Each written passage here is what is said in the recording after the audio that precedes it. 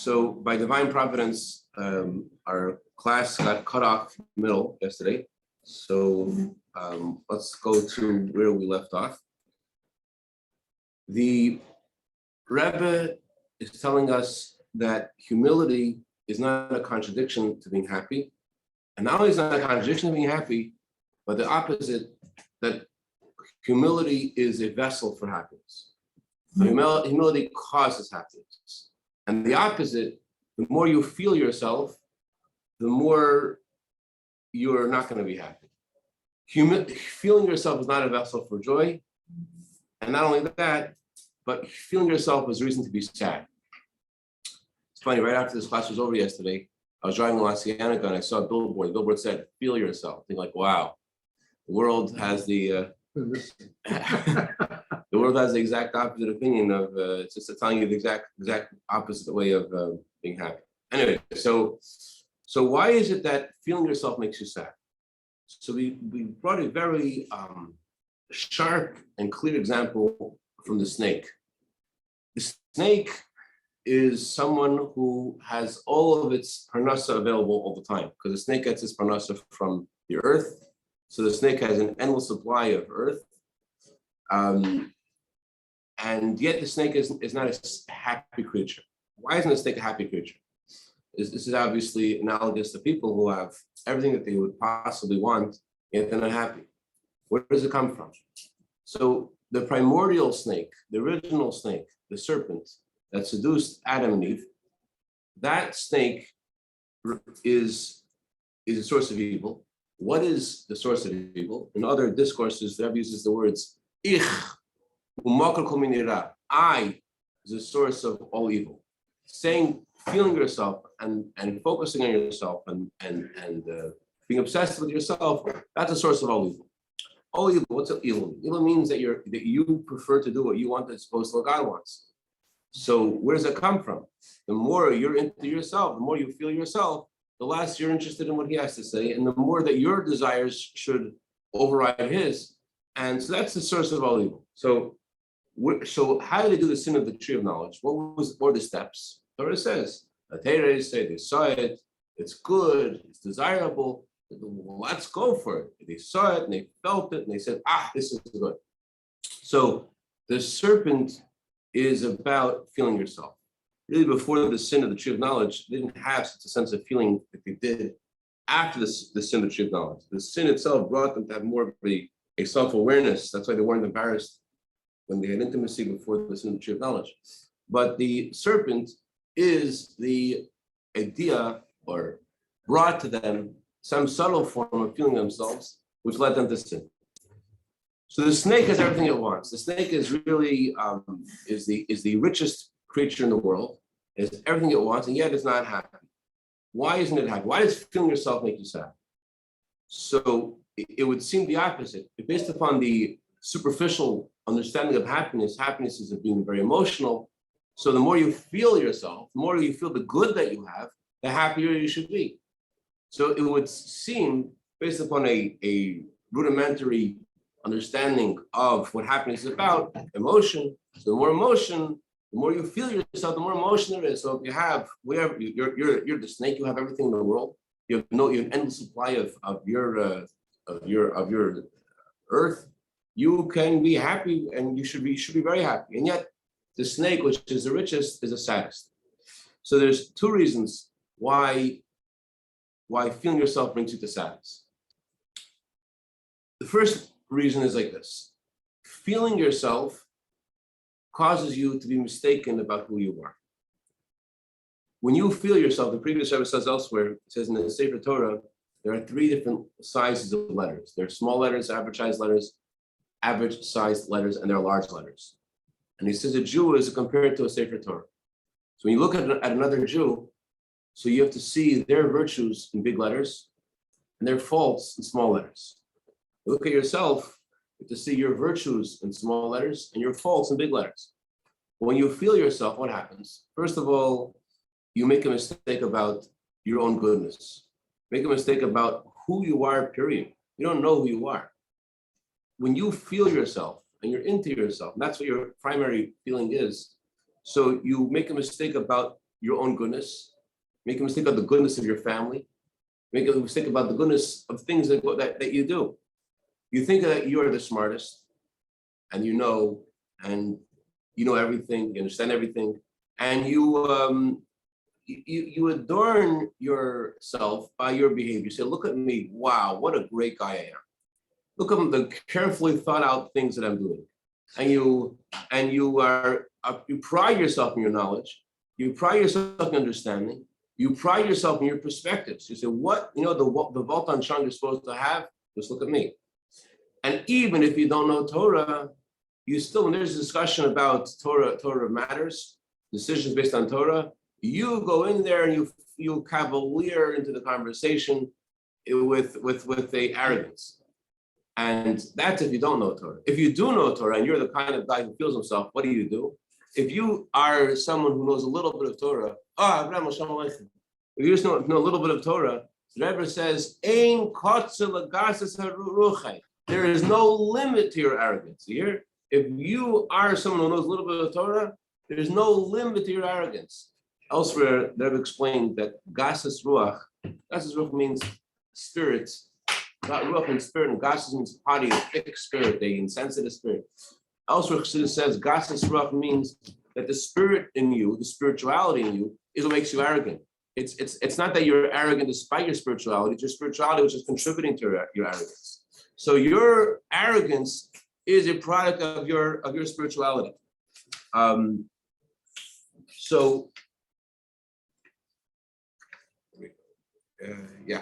you. So it's not that you're arrogant despite your spirituality, you're arrogant because of it. So if you know a little bit of Torah, what does it ever say? The little bit of Torah, there's going to cause you to have no limit to your arrogance. And you'll speak about your praise, and you will demand your glory. You'll talk about your greatness. You'll talk about the amazing character of your family and their virtues and how good they do this and they do that. And whatever you have, you will be under the impression that it is good, not just as good, it's the best. Now, this is not what Samech B'chalka means. It says in the Pirkei Avos, who is rich, someone who's happy with what they have. This is not Samech B'chalka. Rather, what this is a total gross misunderstanding of who you are and your families. The truth is, says the Rebbe, it's a toast gomer, it's an absolute mistake to look at life this way. Because you also have faults, so do your children, and so do the things that they do.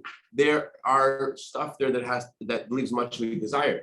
And in other people and in their families, there are good things that are going on.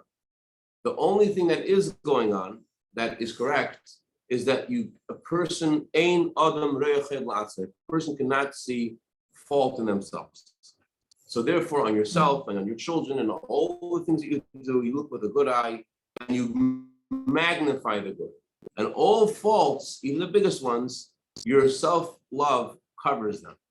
So you are mistaken about your virtues, mistaken about your goodness, you're mistaken about who you are, period. And because of this mistake, here's where the sadness comes in. Because of this mistake, you think, I deserve. And as we see, says the Rebbe, there are many people who are God-fearing. They act with a sense of reverence for Hashem in a beautiful way. They act with this frumkeit, they act with this reverence, both in their own behavior. And that's how they educate their family, right? They're the ones who do all the right stuff, educating their family. And sometimes they also influence others.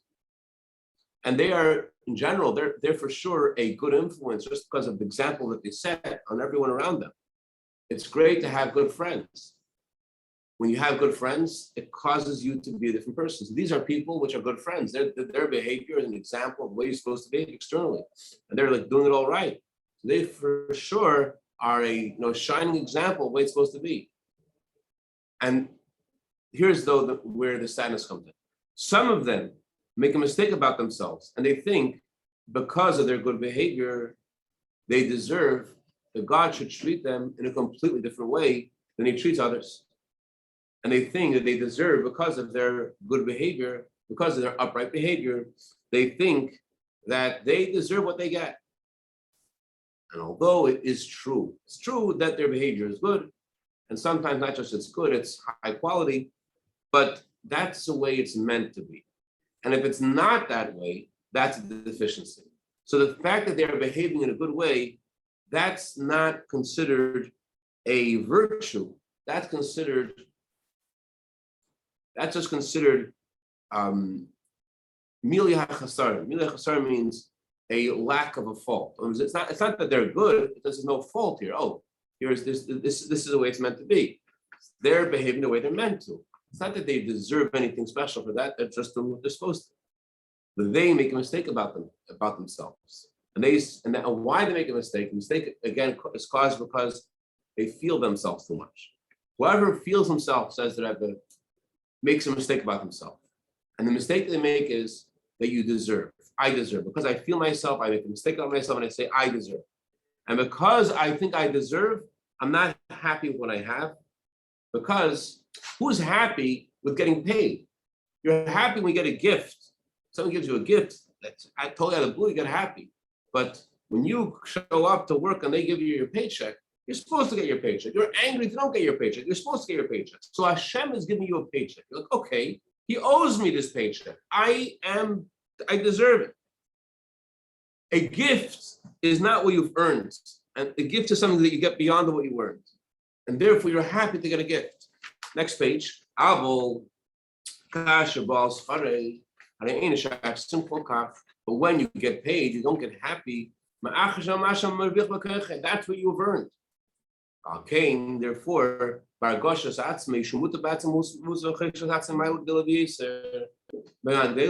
and therefore, the fact that you feel yourself, and you make a mistake about yourself, about who you are, and you think about yourself as a great person, with tremendous virtues, because you think that your character and your goodness and your uprightness is really big and really amazing. And half from sich there. In Yiddish is expression, I have a quote here, half from sich. Half from sich is what's half from sich? Mendel Futterfass. The Mendel Futterfass said that his father passed away before his bris. That's why his name is Menachem Mendel. Ben Menachem Mendel. I think his name was Reb Chaim. Reb Chaim was a Jew who all day just went out to help people. He was an amazing person. And then at the end of the day, Reb Chaim would say Shema before going to sleep. He'd always cry. So Mendel wondering, what is he sad about? Is he sad that he helped this widow with the rent? Is he sad that he fed these orphans? What is his deep regret he feels when he goes to sleep? So one time he asked the Zayda of Chaim, what is this? So Zayda says, there's an unpleasant fragrance that's coming from all these good deeds. In other words, half means your opinion is that you are, I'll tell you half it gives you rights. It gives you rights, right? Half means like I once asked someone about a shidduch. Someone needed a shidduch, and I asked someone if this person is an appropriate match for someone else, and he says, I'm a big I'm a fan. I'm a fan of this person. So you're asking the wrong person. What I want to tell you is going to be rose-colored glasses. I consider this person to be amazing. So half von sich means you're a fan of yourself. You are your because you're a fan of yourself. So and you're precious to yourself. So therefore you look at whatever you're doing as being amazing. As we see, we're on the third line, fifth line of 302. We see clearly the Cashapp is that if you're someone who if you're a fan of yourself, when you do a favor for someone else, how does that look? Even if you're a good-hearted person, and you do this favor with a good eye. You do this favor like Yad means like with gusto, with enthusiasm, with you don't just give the person, you give the person like more than they ask for. You do this favor like all the way, like you don't just like give them a ride, but you bring them a bottle of water and a conversation, and you're into you make this the most pleasant experience. You give it all the way. However, there's a fault over here. There's an issue. If you feel yourself, maybe a good-hearted, kind-hearted person, he may do the favor with a good eye and with an open hand and give a lot. You emphasize that you're doing something for this person. The guy knows that you're doing them a favor. You've said it. You've said it in more ways than he can count. It's not because you're stingy. It's not because you are upset about or it was hard for you the amount of money or the amount of resources you dedicated for this favor. The main thing you emphasize is not the amount of money you've spent, it's that you had to do it. That you had to be bothered and to go with your own body and to go do this favor. It's not that you are speaking about the amount of resources you dedicated. It's just that you had to do it. That's what a person who feels themselves, the way they do favors for people is that there is an emphasis on, I'm doing you this favor.